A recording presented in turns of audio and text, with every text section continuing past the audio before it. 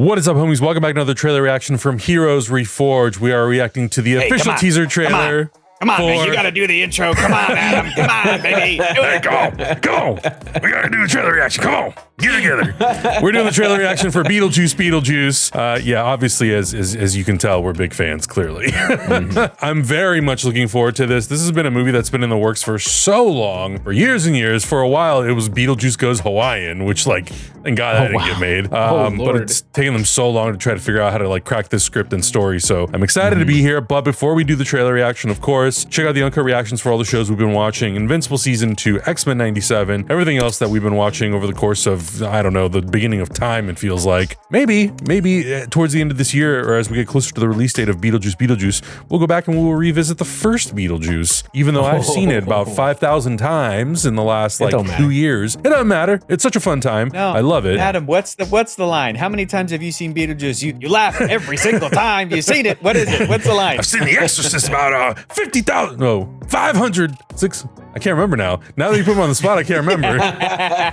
He knows the line. We put him on the spot. Adam he busts that line out at the most perfect times. Don't worry. He's a fan. All right, you guys ready? Yup. Yes. All right, here we go. In 3, 2, 1, go. Warner Brothers Pictures. A Warner The studio company. that brought you. That's so funny that they're using this song. Yeah. And the slow version. I know. Oh, that's pretty cool. Uh-oh. Did Charles Deetz die? Because they're definitely not going to ask that actor to come back. Right.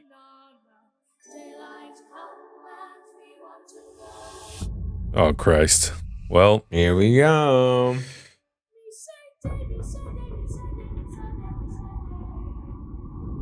Oh, no. Oh, no. Oh, he's just appearing up out of the... The juice is loose. The juice is loose. Oh, my God. Wow, that's a teaser. That lives up. Oh, wow, he looks good. Nice close-up.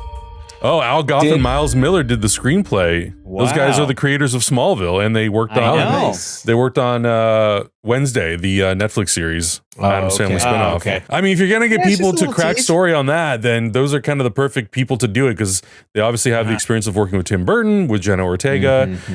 So I'm fingers crossed, because legacy sequels have been really hit and miss for the last couple of years.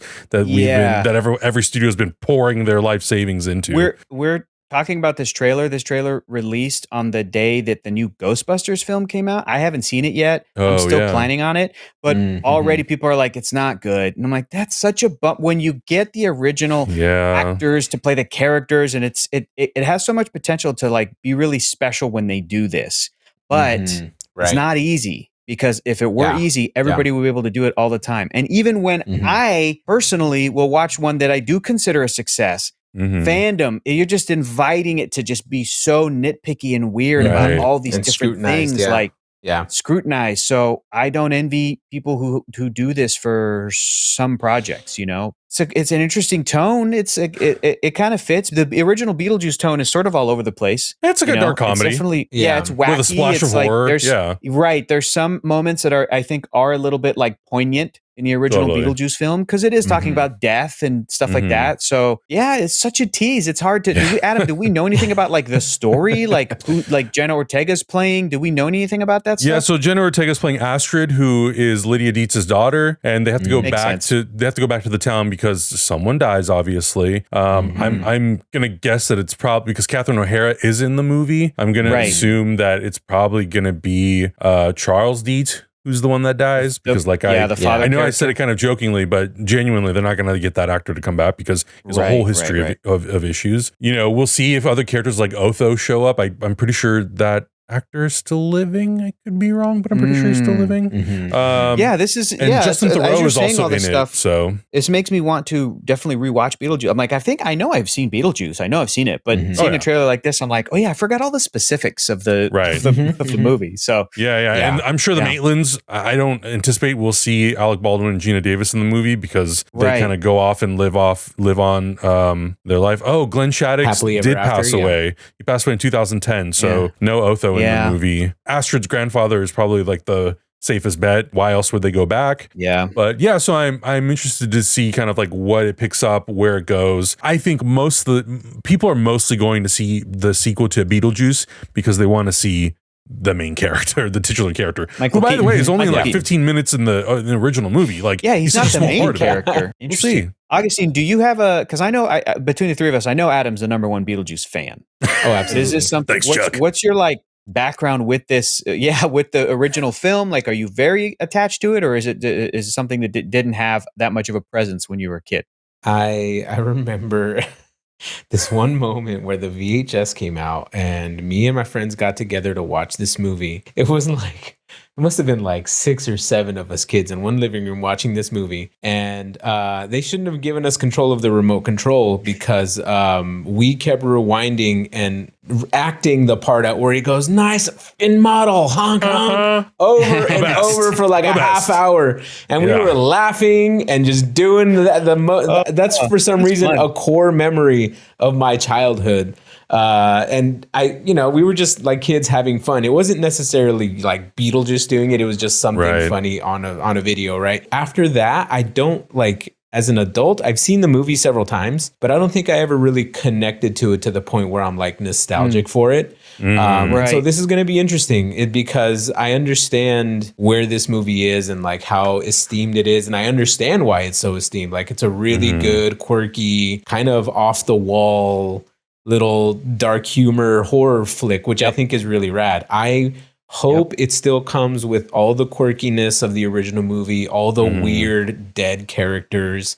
I love the intro of the animated Beetlejuice and all the weirdness that comes with that. And so I completely understand why people would want this. Here's what bothers me about trailers. This is not this trailer, but trailers in general. The slow versions of like popular songs.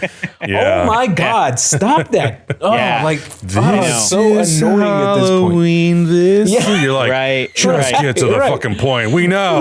It's just, I think it was a trailer trend that felt really cool and special about 15 years ago, 10 years ago. Mm-hmm. When that started to be incorporated. Yeah, and now everything is doing it. Like, I don't need it. Give me the full song. It would have been so cool to have the full original song again on something like this. Have it start lighthearted and warm and fuzzy, and then you're like, oh, this is grim. Yeah. Okay, cool. When you slow down the song, why do they do it? Because when you slow down the song, it feels more serious. Right. And it's potentially like, more emotional. Yeah, but this movie like was pop not song. Serious. I know. But legacy sequels are trying to pitch themselves.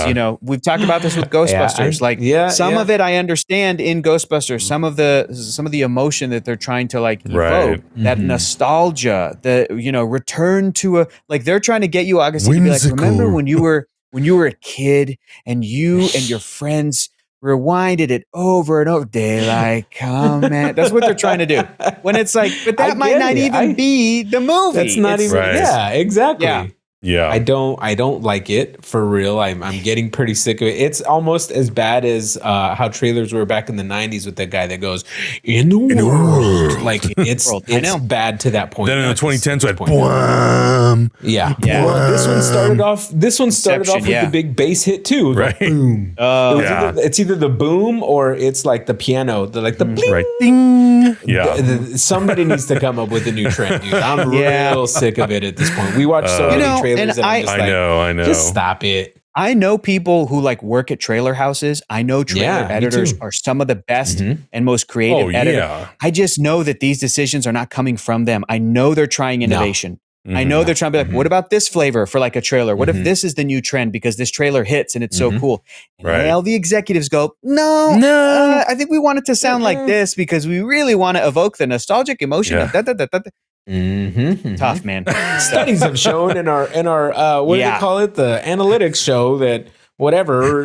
Content synergistic Get vertical. out of here, dude. Hire the company who did the trailer for Mad Max Fury Road and have them do everything, because they clearly broke the mold with everything. I don't understand why that didn't set the tone for like amazing new trailers, but this is not a slight on this movie. I know, exactly. Shout out to trailer editors. They're very good. So maybe the next trailer, the full trailer, because it's just a teaser, isn't going to do that. And it's going to be really good and really fun. And it'll be sort of different than that cliche. Yeah. And of course we'll see more, we'll hear more and everything. This is the era we live in. It is. Also, I mean, this is not a knock against the movie itself. This is kind of a slight against the marketing. You know, they were rumored to have delayed the release of this trailer because of all the other trailers that have been coming out of the last few days.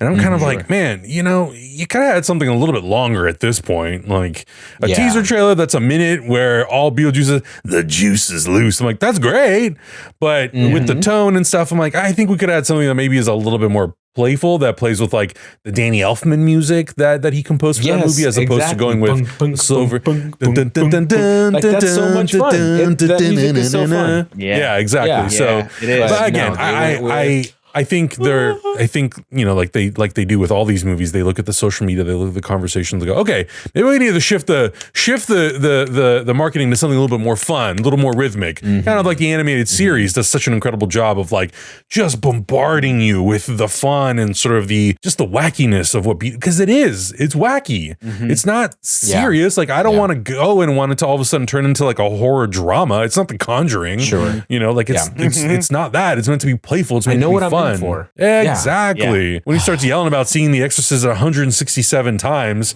and the fact that it gets funnier every single time he sees it, it's so dumb and ridiculous. But you're like, nice great. Save, Adam. He honks, his ding dong, you know, and he's like kicking over model trees. Come on, it's so ludicrous and so great. Yeah, I want to laugh. There's no need to put on kid gloves with this franchise. Like, make it fun, make it crazy, make it obscene, make it, you know, like everything that I feel like Beetlejuice is.